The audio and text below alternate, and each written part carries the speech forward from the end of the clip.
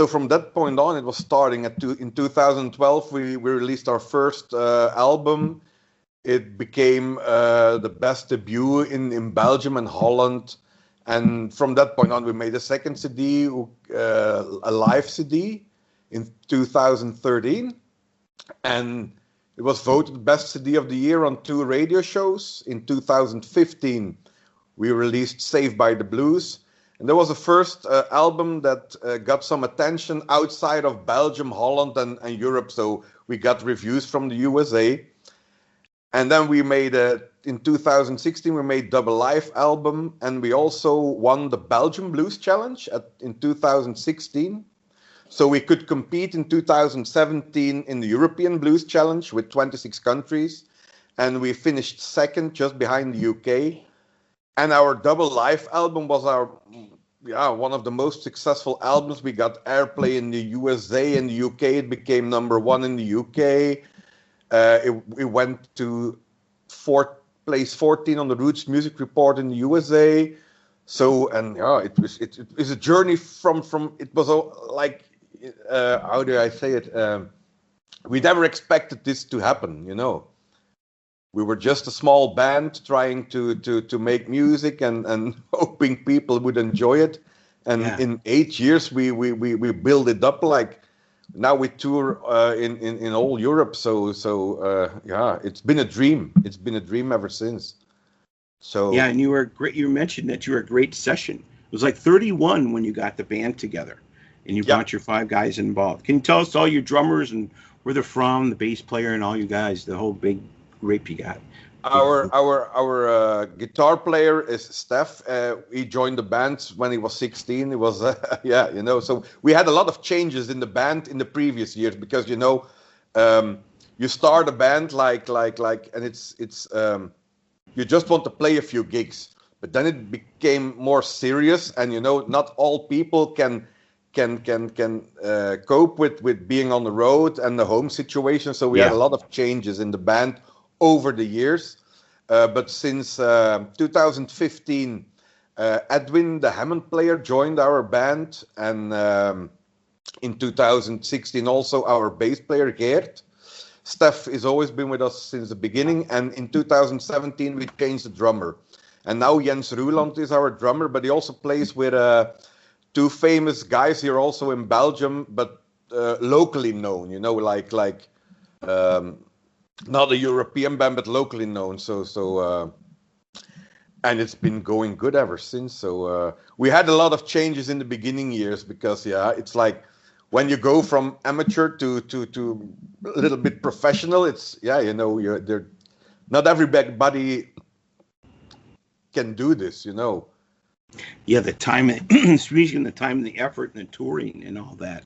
Again, but as I've been doing this show now, Betsy Brown and Blind Raccoon has been sending me music for 2 years. It's great. The blues, what you got, everybody. I've said that. I was classic rock, what you hear on the radio, what you know. But when I was influenced by all this stuff, talking to Gil Anthony and Vinny from his show, Music on the Couch, it's amazing. The blues, everybody needs to have a radio station in town to hear you guys. Because you're just as great. Everybody's great. That's always my opinion on music. I'm just a big fan on this end. That's why the Who Magoo became fan of the Who, and Magoo's a nickname. You've done it again. So I just kind of put that together with internet and technology, and blessed with to hear all this great jams. So that's what just thrills me every day to hear this stuff and to be able to present it. Truly, I didn't even say anything at first. I didn't know what to say. It's like, I cannot believe I get to play all these awesome jams, and yourself is all included. And, and all the local people, it's termed the indie local. It's all beautiful. I don't care if it's 8th grade chorus, whatever it is. God lives in the notes of music. That's what I've always think. It can change your karma. At least it does me. Change my spirit. Music is something special, it can when you're feeling down, you can listen to music and you're uplifted again. Sometimes when you're you have music for all kinds of emotions, and music can bring a lot of emotions to you. And the nicest thing when you write your own songs and when you play them and you see people getting touched by those songs, it's the greatest gift. You know, it's if you hear some people sing your own songs, they sing them with you. It's like you get goosebumps all over, and it's like that's why you make music, to touch people, and that we really miss this at this point. You know, I never thought I would miss it so hard, not to be on stage and to see the audience and to feel their energy. It's like, yeah, it's hard. It's you. If I haven't had very good antidepressive, I would be very depressed right now. Well, my friend, you know what I found out about that? It has to be the exercise end. The exercise and some music. You know, I've had no booze. We left all that world a long time ago, or, you know. But anyways, yeah, it does. It really motivates you, and the endorphins and everybody, just the vibrations. And I always wanted to say this with my show, because when you start playing people's music, oh my Lord, and when you first started doing it, it's like you're taking, everything was provided by me. I wouldn't just play anybody. I did venture over to Live 365 for a while, because then I can play all the licensed jams. You know, it's either handed to you, Carmen, you know, open source, or, you know, or it has to be licensed, one of the three. But it's still the same family. It's just the same tree.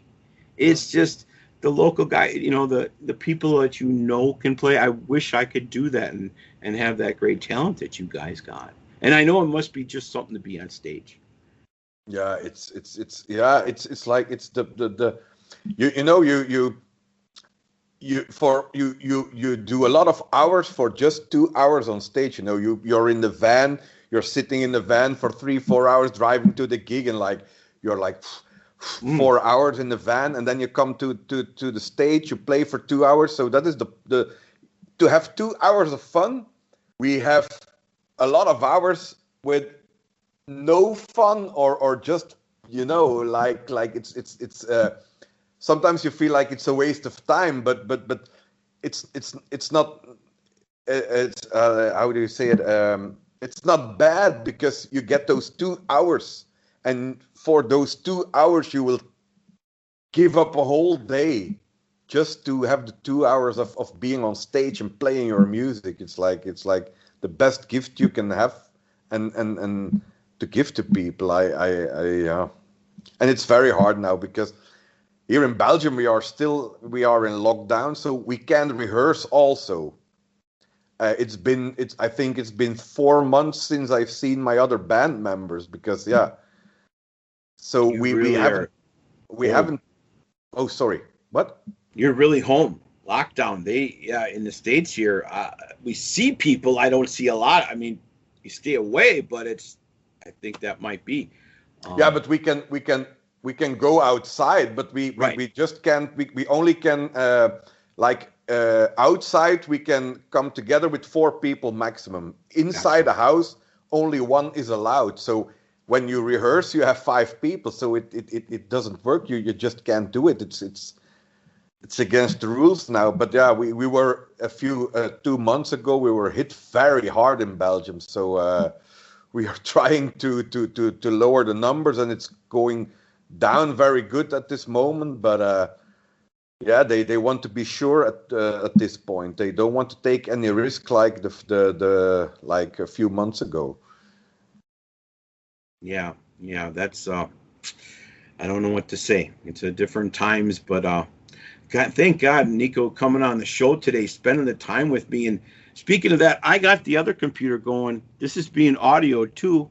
I was not planning having a live chat today on Skype, but when I could not get my computer to work with my speaker like I was going to do for the interview, I says, heck with it. This is my fun to kind of rearrange and get it going. Because right now, that speaker right now, you're jamming. There you are.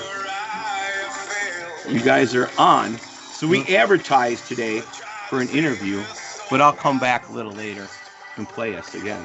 So anybody listening right now, we're on live on Facebook. I don't think I shared it right either. So, but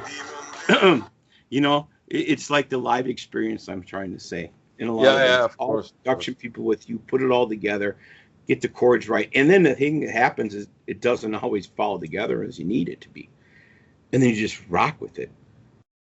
You know? Yeah, but that's why I always say, like, we have to go in the studio to make an album, but I don't like to be in the studio, and but you have to to every now and then, every 2 years, you need to release a studio album. But I prefer live albums, and I prefer to being live on stage, and because live on stage something happens, like someone wants to do something different, and everybody goes along, and we make a song like 5 minutes longer than it normally is, or we change something every time. When people come to a concert, it's not the same. It's like yeah, you have things that are the same, but it's not.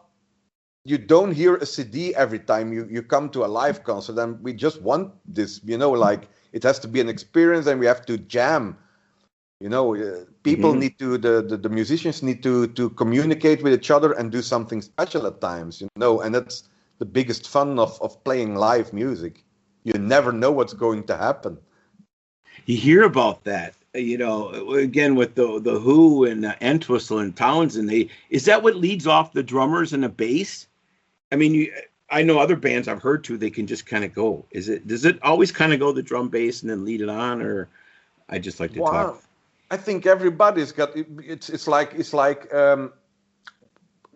when the guitar player says, like, okay, we are. I want to bring my solo down and on a low level, and then you just look at the bass player and the drummer, and everybody knows, okay, we're gonna go down. Oh, okay. Or it just signs like, hey, down, and everybody goes, because it's communicating with each other. The most important thing on stage is looking at each other and talking to each other on stage. Have eye contact, so everybody knows what's going to happen, and that makes I think a good band or a medium band. Like the communication between the musicians by themselves. That makes a great band. And as a fan, we know that. We see that. Again, I've seen the Who like 25 times. I've been in New York, first row at Garden and all that good stuff. When you see that level of all you guys, that expertise, you see that happening. And especially when you hear it many times, you're like, hey, I like that. I prefer live versions of, the recordings are great, but the bands I like to hear is their live versions. And you got the double live CD right now. Jamming. Yeah, it's like when I go to a music store, or I want to buy a CD, and I want to buy a guy or a band I don't know, and I'm searching, and I will always search if they have a live album out, and then the first thing that I take is the live album, because everybody can sound good in the studio. But on live on stage, yeah, it's what it is. You're good or you're not good, and you can hear it. But in the studio, everybody can sound like a star, because you can manipulate and you can cut and you put some auto-tune on the voice so you don't sing out of tune.